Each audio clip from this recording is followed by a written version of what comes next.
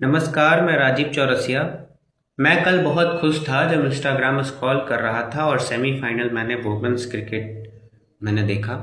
मुझे बहुत प्राउड महसूस हो रहा था कि भारत की गर्ल्स को इस तरीके से प्रेजेंट किया जा रहा है।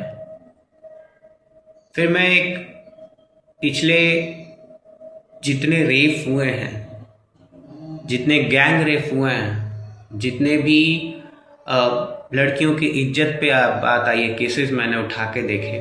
मैं बहुत ज़्यादा न्यूज कट्स रीड कर रहा था, तो मैं समझ में आया कि आदमी, औरत नहीं, आदमी मतलब मैंस कितने हैवान हैं, इतने हैवान हैं। और खासकर ऐसे हैवान हैं कि अगर लड़की देर रात लेट आए तो हॉस्टल का वार्डन जो होती हैं वो कहती हैं कि आपको 6 बजे से पहले अपने रूम पे आ जानी है। अगर लड़की को कोई लड़का सीटी मारे तो पेरेंट्स सुनने के बाद ये पूछता है कि आप पहनी क्या थी।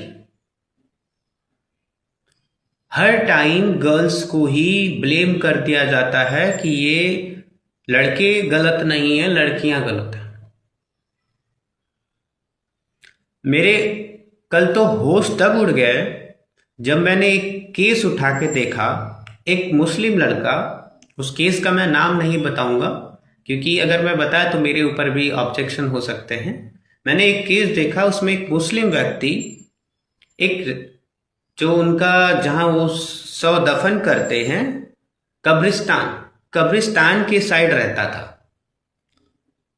जब उसे पता चलता था कि शव एक किसी लेडीज का आया है, किसी लड़की का या किसी औरत का शरीर आया है, तो जैसे ही वो मट्टी खन के मतलब पूरी चीजें का कर दिया जाता था, गाड़ दिया जाता था, वो देख लेता था और वहां पे वो पॉइंट कर देता था कि यही लड़की, ये जो शव है, यहाँ जो लाश गाड़ी गई है वो किसी औरत की है। और रात को आके उसको पैर की साइड से खनता था और उस शव के साथ अपना संबंध बनाता था।